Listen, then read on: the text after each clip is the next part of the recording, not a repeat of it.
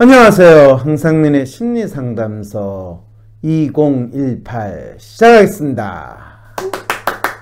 네, 있는 그대로의 저를 사랑하고 싶은데 왜 살아야 하는지요? 라는 제목의 사연을 보내주셨어요.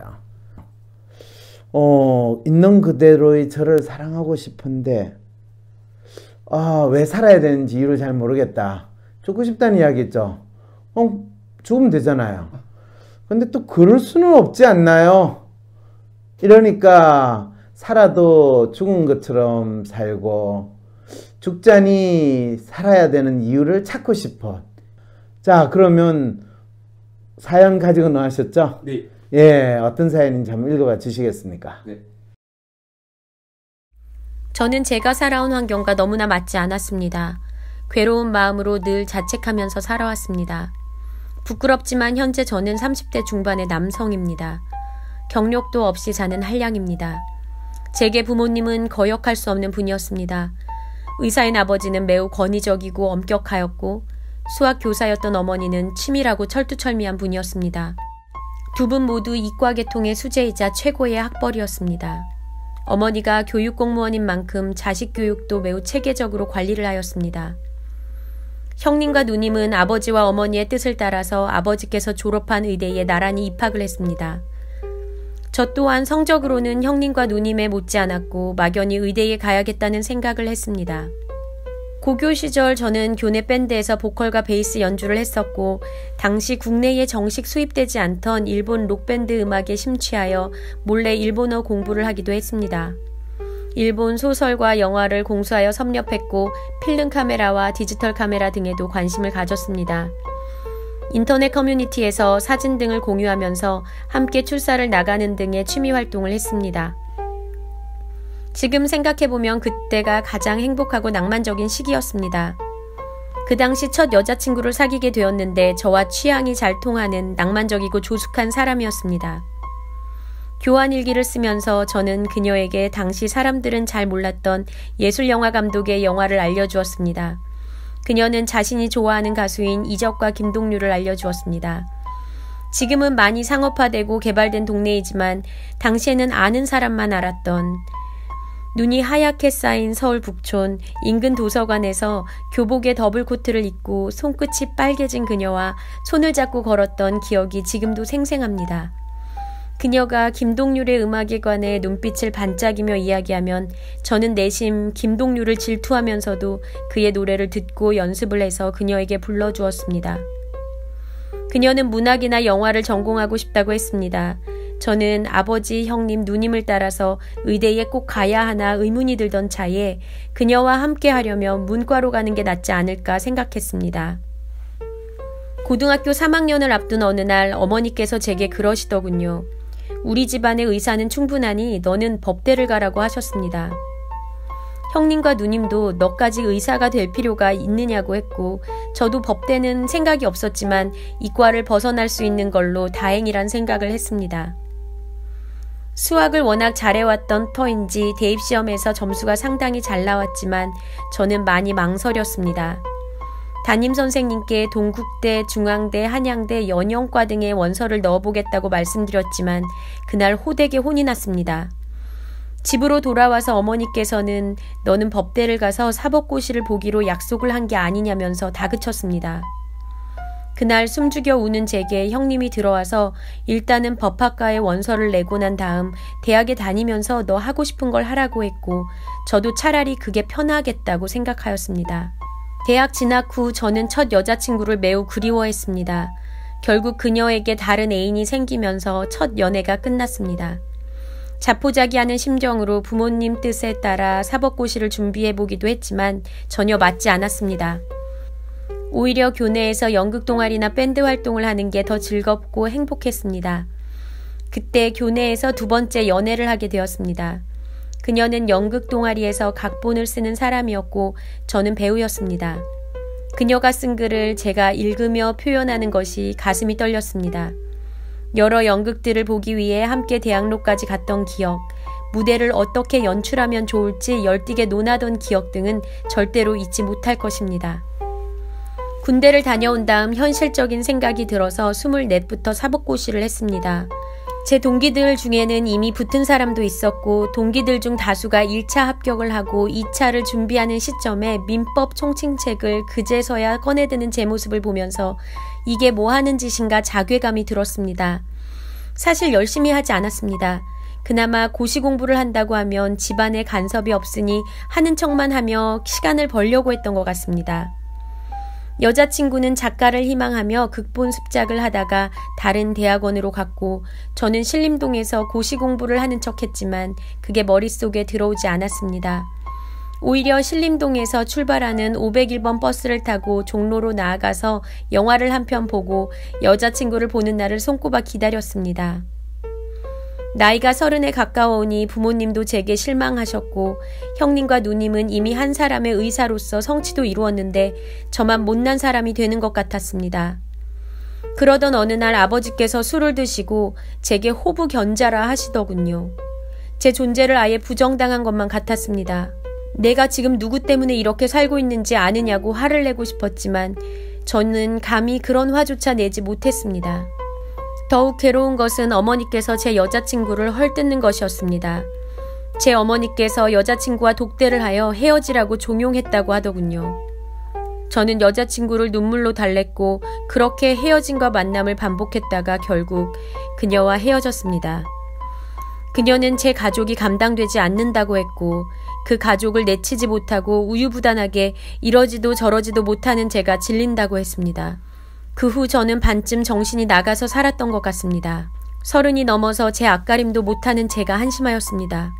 저는 복수심 같은 마음이 들어서 이렇게 된 것이면 철저하게 한량으로 살아주겠다며 보란듯이 여행을 다녔고 영화제 등을 다니기도 했으며 인터넷 블로그를 운영해보기도 했습니다. 동기 중 로펌을 다니는 친구는 그러더군요. 제 팔자가 세상에서 제일 좋다고요.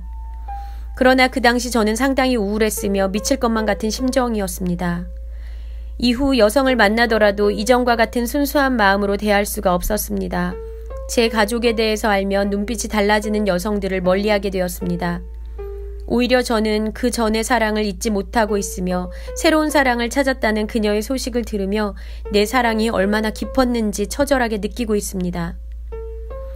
저만 옛사랑을 추억하며 얼매여 있는 것 같아서 괴롭습니다. 요즘은 정말 잘 지내려고 합니다. 연락할 사람은 없지만 가끔 영화나 연극을 보고 돌아오기도 하며 취미로 작곡을 배우기도 합니다. 일본어 번역을 가끔씩 하고 있습니다. 어머니께서는 요즘 가끔 로스쿨 진학도 언급을 하시지만 저는 그 이야기는 귀에 담아듣지도 않습니다. 어떨 때는 가끔 로스쿨 홈페이지를 보는데 간혹 제가 아는 사람이 교수나 강사를 하고 있는 걸 보면 도저히 갈 용기도 나지 않더군요. 무엇보다도 법학과에 진학한 것이 단지 집안에서 원하고 성적이 된다는 이유에서였다는 점이 제 인생과 사랑을 모두 망가뜨렸다는 자책감이 듭니다. 그래서인지 더는 뒤돌아보지도 않으려고 합니다. 제가 원하는 것은 단지 저를 있는 그대로 사랑할 수 있는 사람입니다. 저는 제가 왜 살아야 하는지 알 수가 없는 것 같고 허울 좋은 빈 껍데기 안에서 말라버린 식물 같다는 생각이 듭니다. 그렇다고 새로이 누군가를 만나기에는 제가 일단 마음이 내키지 않습니다. 설사 만난다 하더라도 제가 선택한 사람을 가족들이 부정하는 불행을 다시 겪고 싶지 않습니다. 지금은 부모님과 살던 서울의 아파트를 떠나서 그저 여행을 하고 있습니다. 상담만큼은 부모님 돈으로 하고 싶지 않더군요. 찌질한 사연이지만 부끄러움에도 불구하고 사연을 보냅니다. 찌질한 사연은 어쩐지 모르겠지만은 이분 상담만큼은 부모님 돈으로 하고 싶지 않다고 그러는데 실제로 상담은 부모님 돈으로 하는 게 좋습니다. 학교만은 학교 등록금만은 저 힘으로 벌고 싶습니다. 이런 이야기 하시는 분들도 있죠. 예.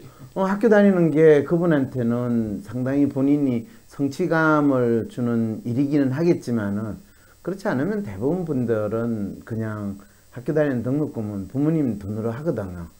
왜냐하면 그게 내가 먹고 사는 거, 소위 말해서 그냥 집에서 밥 해 먹고 또 이 옷 입고 부모가 키워주는 데 있어 중요한 건데 이분의 지금 사연의 전부는 이분의 삶이 망가졌고 지금 내 인생이 이렇게 찌질하게 된 거는 부모님 잘못이다. 부모님 때문에 내가 지금 이 모양으로 산다.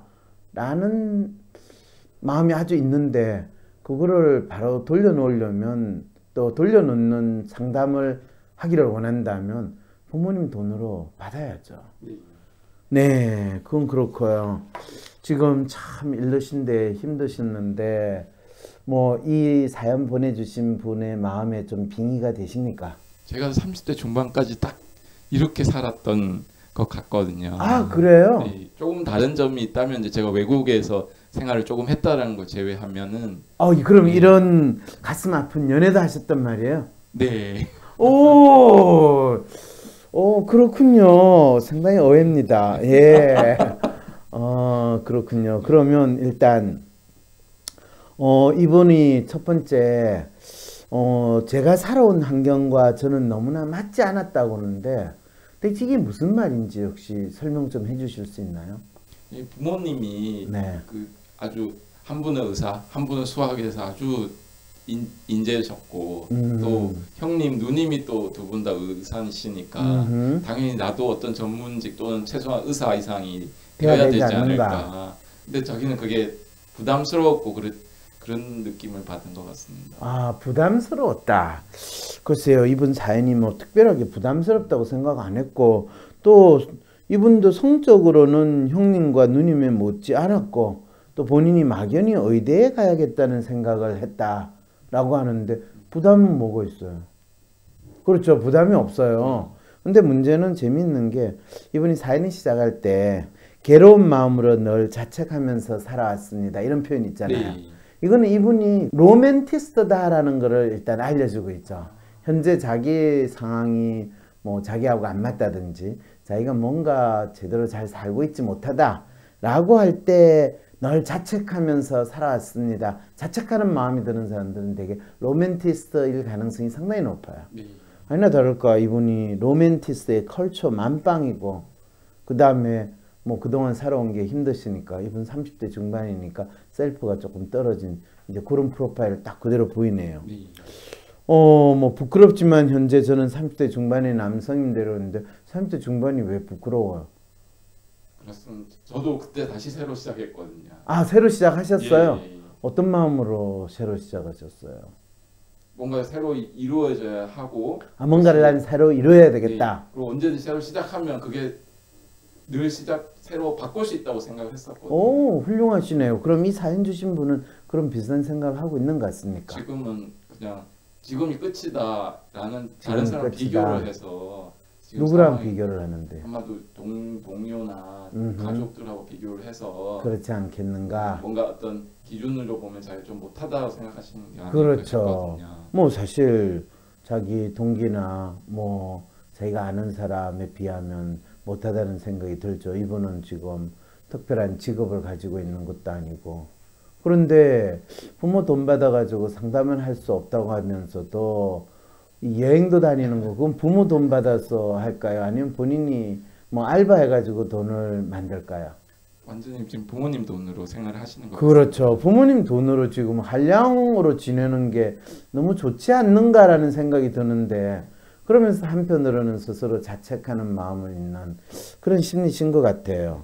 근데 참 이분은 로맨티스트의 감수성과 또 예술성 이런 거를 너무나 잘 본인 나름대로 즐기는 청소년기를 보냈고 또 남들이 진짜 힘들고 생각하는 뭐 두 분 다시 돌아가고 싶지 않은 고등학교 시절에 본인이 밴드 활동도 하고 뭐 일본 영화, 만화, 소설 이런 걸 하고 뭐 디지털 카메라, 영상 이런 쪽에 상당히 관심을 많이 가지는 시간을 보냈나 봐요. 네. 그리고 스스로도 그때가 가장 행복하고 낭만적인 시기였다.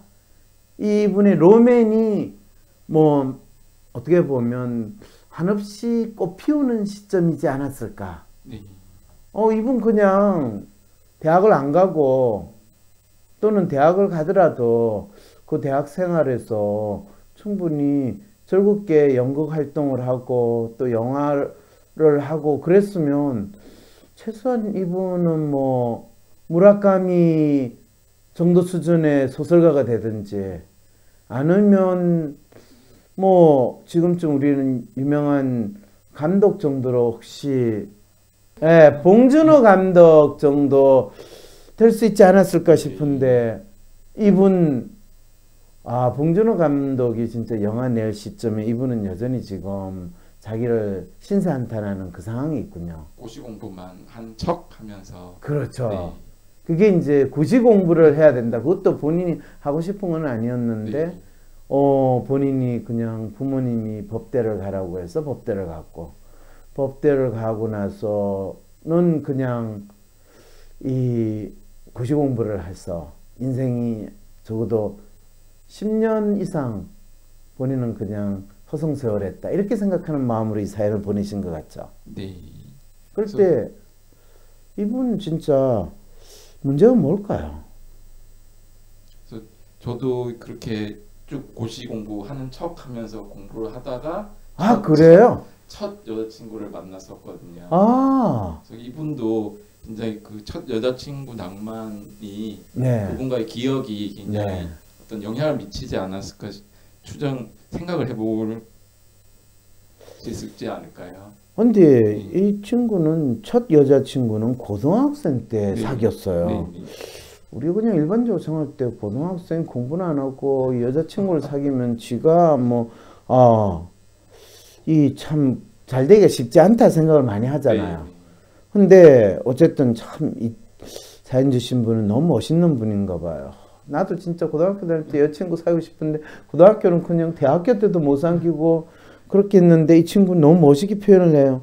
지금은 많이 상업화되고 개발된 동네이지만 당시에는 아는 사람들만 알았던 눈이 하얗게 쌓인 서울 북천 인근 도서관에서 교복에 더블 코트를 입고 또 손끝이 빨개진 그녀의 손을 잡고 걸었던 이건 뭐 거의 한 편의 영화 장면이잖아요. 건축학개론이라고 있습니다. 첫사랑. 건축학개론에 나오는 그 첫사랑. 건축학개론에 나오는 그거는 서촌. 여기 북촌은 정독도서관인데 거기. 그래가지고 그 삼청 총리공간으로 올라갈 수도 있고 저쪽 과해동으로 해가지고 중앙고등학교 쪽으로 이 산책을 할 수도 있어요. 그래서 그 진짜 장면 죽여주는 장면 나오는 곳인데 이분은 벌써 십몇 년 전, 거의 20년 전에 거기서 데이트를 했다는 거예요. 야, 진짜 그 장면을 가지고 데이트를 하는 거를 이분이 영화나 소설로 하면 많은 분들한테 공감을 자아낼 수 있을 텐데 하는 생각이 드네요. 자, 그런데 이제 뭐 문학이나 영화를 전공하고 싶다는 그녀와 데이트도 왔는데 본인은 그러다 보니까 여자친구의 영향을 받아 또 로맨이 사실은 의사를 한다라는 거는 특별한 이유, 엄청난 가족의 압력 이런 게 아니면 의사보다는 훨씬 본인이 문과적인 성향으로 뭔가를 하는 게 좋지 않을까 이런 생각이 있는데 아니나 다를까 부모가 우리 집안에 의사 많으니까 너는 법대를 가라.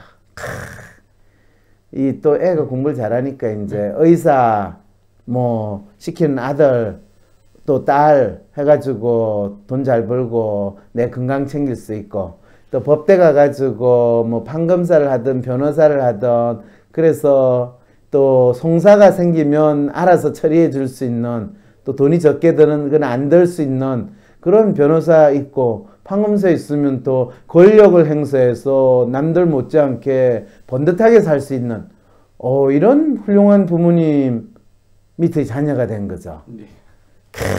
근데 저도 이런 일이 있었지만 저는 이공계를 가고 싶었는데 근데 공부를 조금만 잘하면 그렇죠. 의사든 변호사든 적성검사에서 똑같이 나오거든요. 그렇죠, 맞아요. 적성을 알 수가 없는데 부모님이 그냥 법대를 가라. 법대를 가라.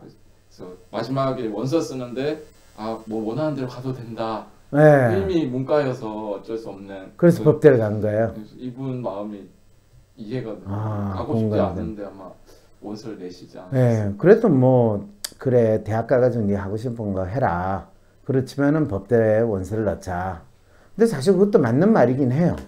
근데 대학 가가지고 이분 어떻게 지냈어요?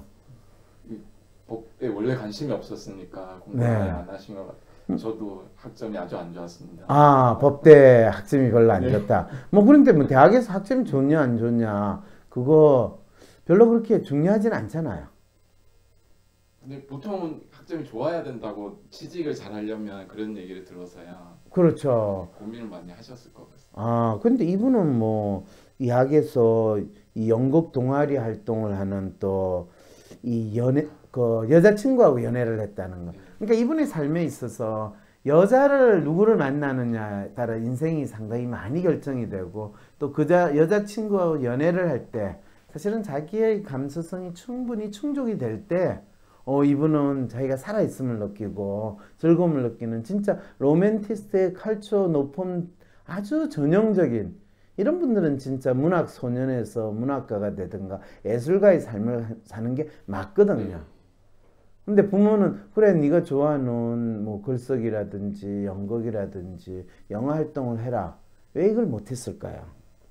근데 보통 그 속됨을 딴따라 이런 표현을 쓰시면서 부모님이 많이 반대를 하셨던 것 같습니다. 옛날에는 그렇죠. 근데 이분이 35살이면 10년 전고 20년 전이고 사실은 저는 참 이런 생각을 많이 해요. 우리나라 사람들은 돈을 많이 벌면 처음에는 먹고 살기 힘들어서 이 돈을 벌어야지 그래도 먹고 살지 해서 사람들이 열심히 돈 버는까지는 이해를 하는데 본인이 돈을 많이 벌었으면 자식들한테는 너희들은 진짜 돈 버는데 너 인생을 쓰지 말고 너희 삶을 좀 더 풍요롭게 또 너 자신의 삶에 있어서 너가 더 즐겁고 행복한 길을 가는 게 좋지 않겠느냐 라고 이야기를 해주는 게 진짜 자식이 부모의 덕을 보고 또 부모를 통해 가지고 자신의 삶이 좀 더 풍요로워지는 상당히 발전이 있을 수 있는데 우리나라 부모들은 돈을 많이 번 부모일수록 자식들을 보고 경영대를 가고 돈을 더 많이 버는 일을 하고 또 뭐 의사 변호사를 해서 이 돈을 지킬 수 있는 또는 더 돈을 확실하게 불릴 수 있는 그런 직업을 택해라 하는 이런 심리는 대체 어떤 심리라고 이야기를 해야 될까라는 생각이 참 많이 들거든요.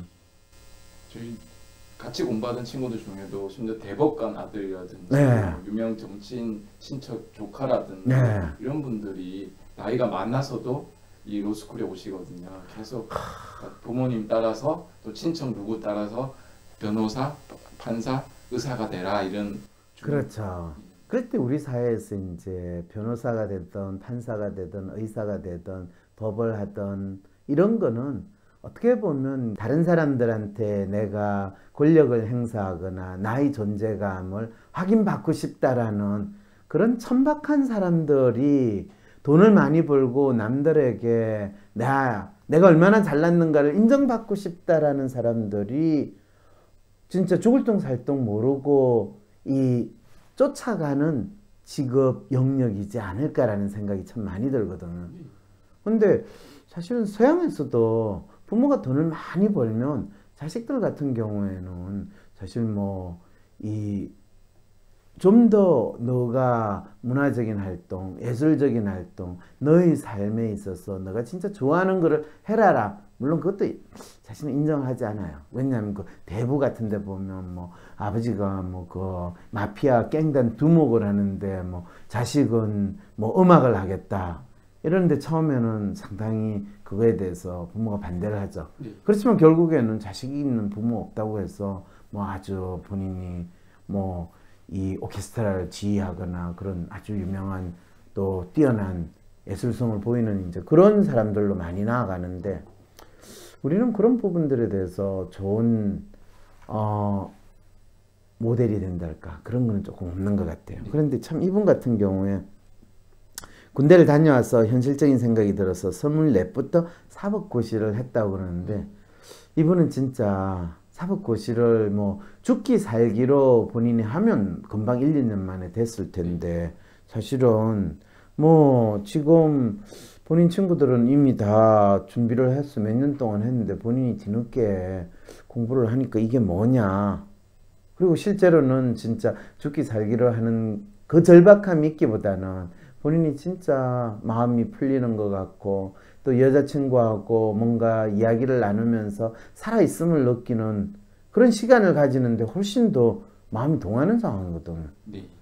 그러니까 뭐 몇 년 동안 그냥 어영부영 공부하는 척하고 그랬는데 서른이 그냥 다 된 거예요. 뭐 거의 10년을 그냥 날려버린 상황이 된 거죠. 네, 이렇게 신림동에 저도 신림동에서 심지어 고시도 공부도 했지만 유학 준비도 심지어 친구 따라서 신림동 가서 그래. 하고 이렇게 이제 여자친구를 만나고 하면서 저도 신림동에서도 여자친구도 네, 만났어요. 왜냐면 신림동에 사는 건 너무 괴로우니까 그렇죠. 여자친구를 만나면 너무 행복하거든요. 그래서 물론 이제 주변 가족들 다 반대를 또 하고 그렇죠. 네가 지금 공부를 해야 될 때 지금 무슨 짓이냐 이런 소리를 했죠. 그래서 이분 참 과거를 생각하면 할수록 본인의 좌절된 경험, 본인이 뭐 게으르다 또는 딴 데 신경 썼다.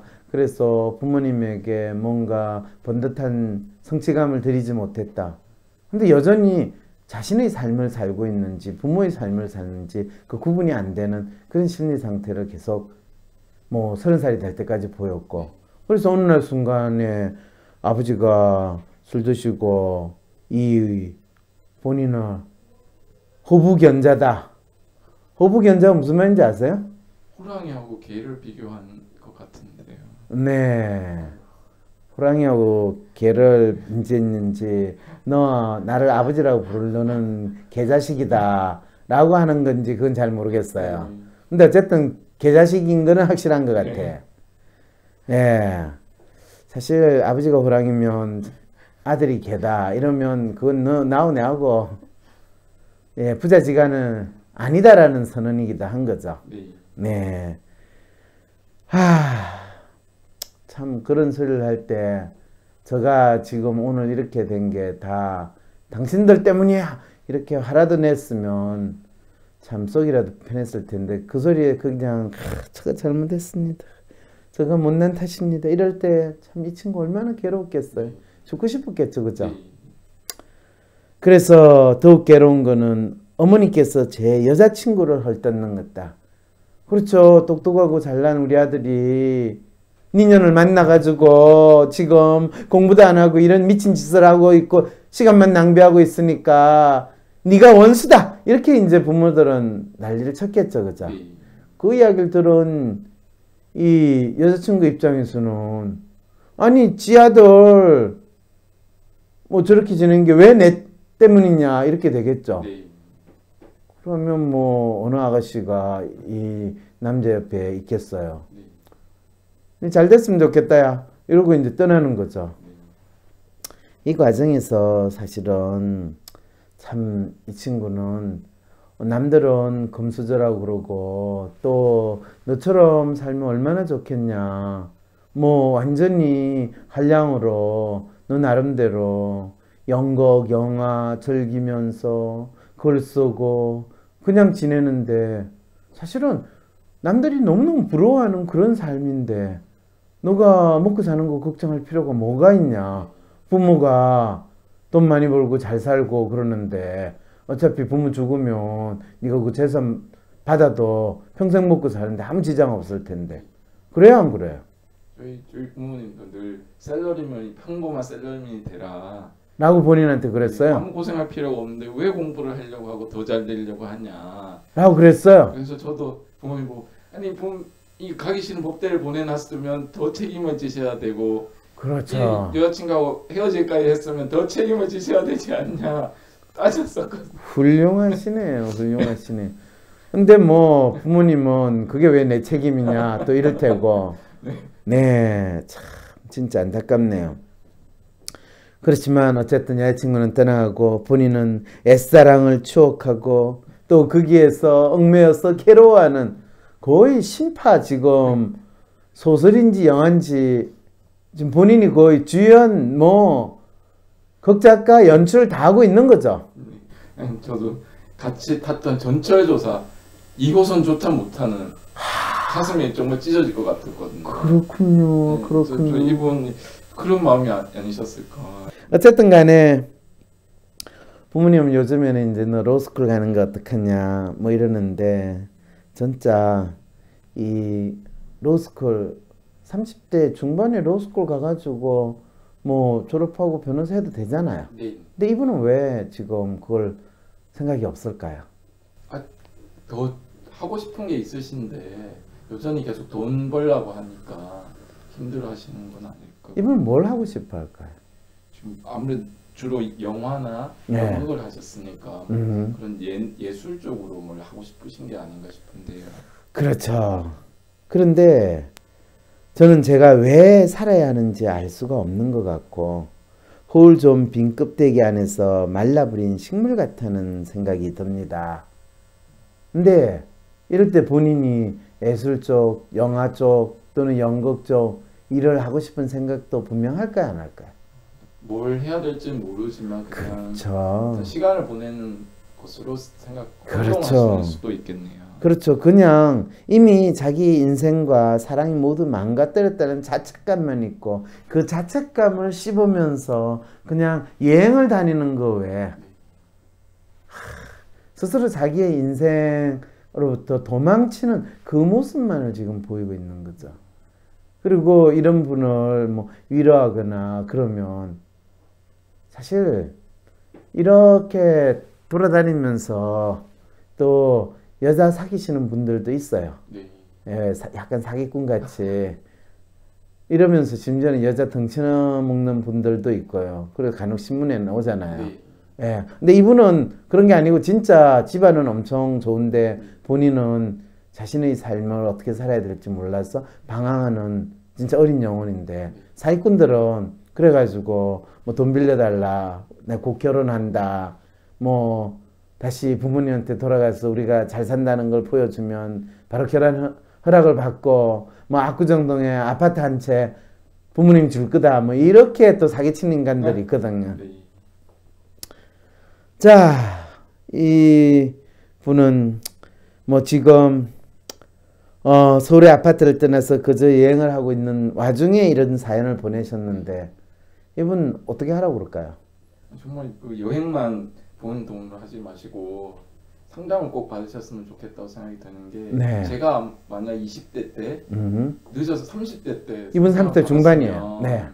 아마 제가 분명히 달라져 있을 거라고 지금보다는 많이 전 지금 막 시작하는 과정이거든요. 그렇죠. 그래서 분명히 지금 시작하셔도 지금 본인은 40대 초반 중반. 중반입니다. 중반. 10년을 또 네. 안타깝게. 충분히 이분은 시간이 있으신 것 같고 그렇죠. 본인 돈으로 빨리 네, 상담을 받는 게 좋다. 근데 뭐 지금 어쨌든 이 사연을 보냈으니까 네. 저는 이분이 자기가 어떻게 살아야 될 것인가, 자기가 어떤 사람인가에 대해서는 이분 스스로 이미 잘 알고 계세요. 네. 로맨티스트의 원단이고 자기가 한량으로 살기를 바라는 사람이다. 그런데 자기의 그 로맨티스트 성향이 현실적으로 많은 사람들한테 뛰어난 예술 작품으로 또는 사회적으로 인정받는 활동으로 또 본인 스스로 뿌듯하게 또 본인의 사랑을 지금까지는 진짜 진정으로 사랑을 했다면 그 사랑을 끝까지 지키지 못한 거는 부모님 탓, 어머님 탓, 누구 탓도 아니에요.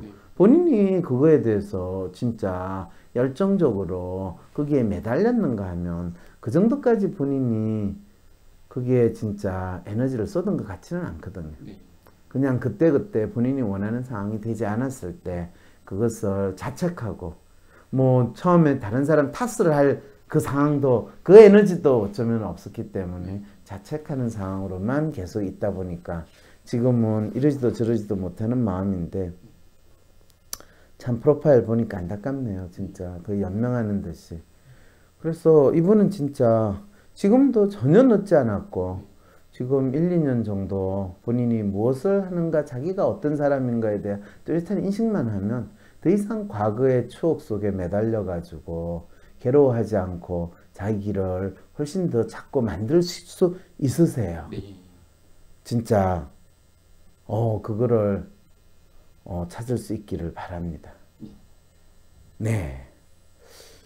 상담을 뭐 더 구체적으로 해주고 싶지만은 이분이 진짜 자기의 삶에 있어서 의미를 찾고 또 자기 스스로 뭔가 무엇을 통해서 자기가 살아갈 이유 또는 성과라고 생각하느냐에 따라서 달려 있으니까 이제는 더 이상 누구의 뜻이나 누구의 요청이 아니라 자기가 그거를 찾아 나갈 수 있다는 마음으로 상담 받으시면 좋을 것 같습니다. 네, 뭐 추가로 하실 말씀 있으세요? 제가 이분한테 드리고 싶은 말씀은 저도 지금 시작해도 늦지 않다고 저는 생각하니까 그럼요. 저보다도 훨씬 10년이나 더 빨리 시작하실 수 있으시니까 그렇죠. 꼭 용기를 갖고 상담받으러 오셨으면 좋겠습니다. 네, 안녕히 계십시오. 감사합니다.